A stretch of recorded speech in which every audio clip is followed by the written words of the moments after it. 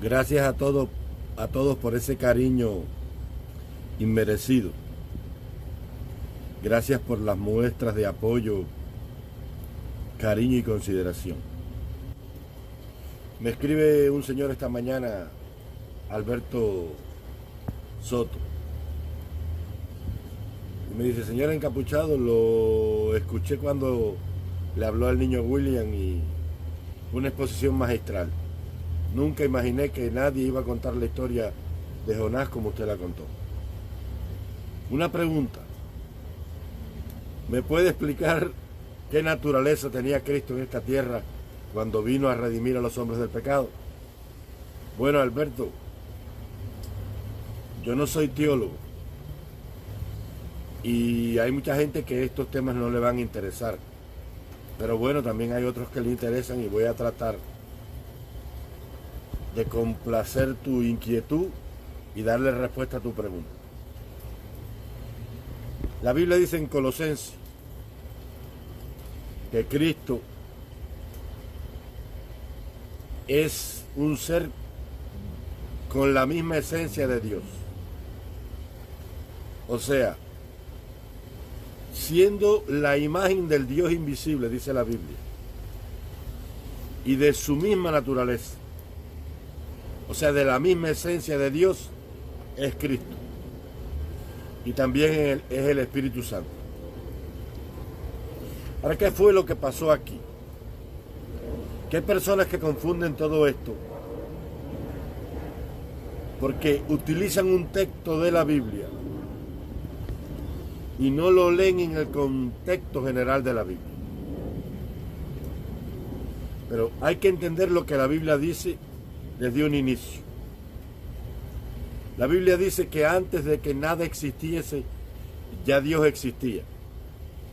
Y fíjate que dice Dios, no está hablando de Padre, ni de Hijo, ni tampoco habla de Espíritu Santo. Antes que nada existiese, ya Dios existía. Y hay un texto en Zacarías 12 que dice: y llegará el día en que Dios tendrá que volver a ser uno solo.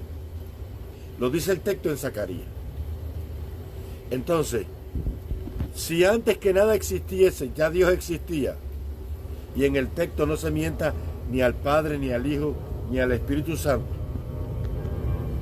y Zacarías, hablando ya de la restauración, vuelve a decir que llegará el día en que Dios tendrá que volver a ser uno solo. Entonces esto quiere decir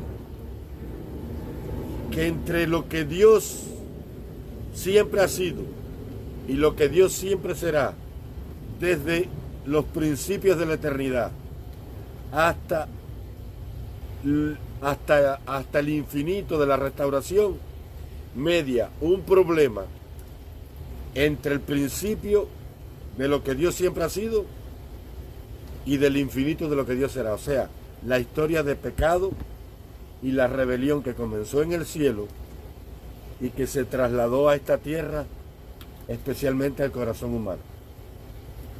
La Biblia comienza con un paraíso perfecto, en un mundo perfecto, con una pareja perfecta, con un Dios de amor, con criaturas perfectas, que por amor sirven incondicionalmente a su Creador.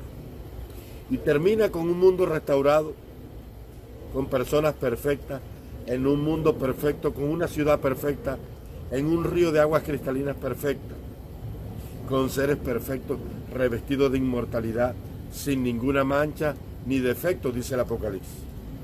Y entre el Apocalipsis restaurado y el Edén perfecto perdido, la historia de pecado de la tierra.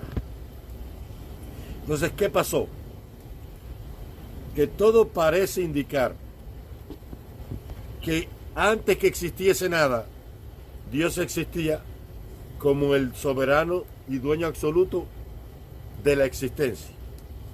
Ahora, cuando Él concibió en su mente crear y empezar a darle forma a toda la creación física, a ese universo que dicen los científicos que fue el Big Bang, que comenzó hace 14.500 millones de años o 15.500 millones de años, cuando la materia se concentró en un punto crítico y explotó y dio lugar a la expansión del universo en el vacío del espacio interestelar. Entonces Dios empezó a crear el universo físico, porque la Biblia dice que Dios es un espíritu. Dios es un ser espiritual. Dios no es un ser carnal. Y si Dios es un ser espiritual y su universo es un universo físico, entonces las criaturas espirituales y las físicas están separadas por la materia. Por lo tanto, Dios es un ser inmaterial. Dios no tiene materia. Dios está fuera de la materia física. Al menos su esencia es la esencia de un espíritu. Y sin embargo, Moisés vio el rostro de alguien en la hendidura de la peña el día que le dijo que quería ver su rostro. Y sin embargo, la Biblia habla que Cristo era de la misma esencia de Dios y que fue Dios encarnado y que vino a la tierra. Entonces eso nos enseña que Dios, para revelarse a su creación física y material, tiene que tomar el rostro de la materia y figurarse en algo que le dé una forma.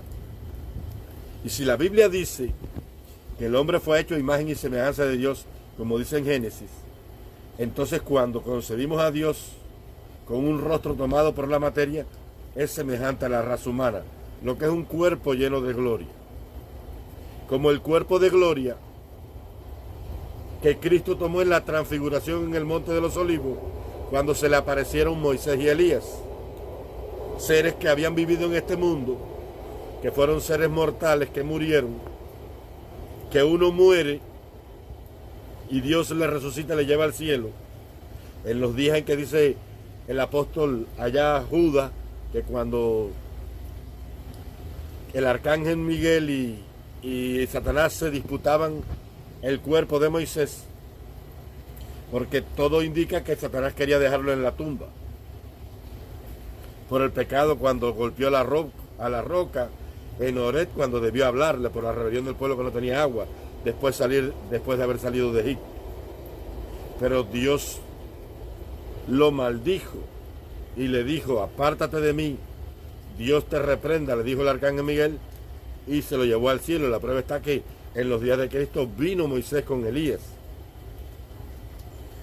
y tanto Moisés como Elías y Cristo tenían cuerpos glorificados con aureolas de gloria, que fue el mismo cuerpo que vio Josué allá cuando vio a aquel guerrero con la espada,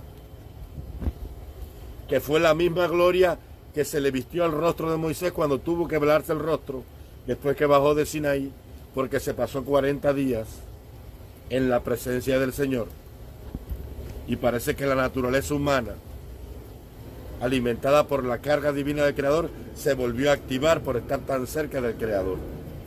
Por eso el rostro de Moisés lo circundaba un halo de gloria y salía luz de su rostro.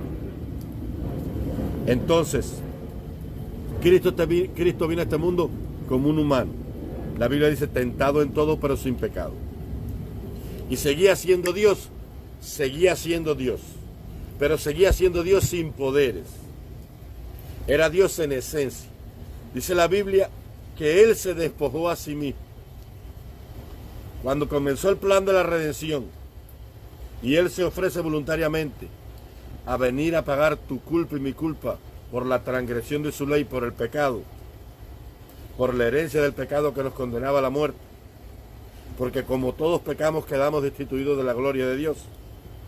Entonces Él se despoja de sus atributos divinos y se los pasa al Padre, y viene a este mundo en forma de una criatura, de un niñito, y nace verdaderamente Dios y verdaderamente hombre, como dice la Biblia.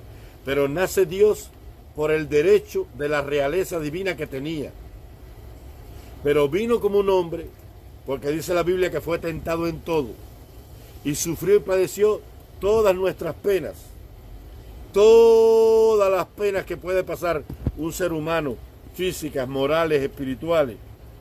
Cristo las padeció por ti y por mí. Cristo sintió hambre, Cristo sintió sed en la cruz, Cristo comió con los hombres, Cristo tenía un sistema excretor, Cristo era un hombre que se estaba movido a las pasiones de enamorarse. Lo que pasa es que toda esa naturaleza estaba sujeta y sometida a la acción del Espíritu Santo. Porque Dios creó al hombre con una naturaleza inclinada al bien, a oír la voz divina. Pero cuando el hombre pecó en Edén, se introdujo una naturaleza de pecado contraria a esa naturaleza que Dios nos había puesto. Por eso el hombre hace el bien y el mal. Por eso el hombre escucha la voz de Dios y también escucha la voz del diablo. Porque tenemos una naturaleza compartida. Porque tenemos dos amos. Uno por creación y otro por sumisión. Nosotros cuando pecamos le trasladamos la soberanía de nuestro espíritu a Lucifer, a Satanás también. Entonces, Cristo vino a este mundo como un humano. Y todo lo que hacía, lo hacía a través de los santos ángeles, que eran los enviados. ¿Qué es lo que pasaba con todas estas cosas? Por ejemplo, la gente dice, no, pero él adivinaba el futuro. No. En esas largas noches que Cristo se pasaba orando, los ángeles, dice la Biblia, y los ángeles venían y le asistían. Los ángeles venían y le decían, mira, mañana va a venir a verte un hombre que se llama Nicodemo. Él te va a hablar de esto,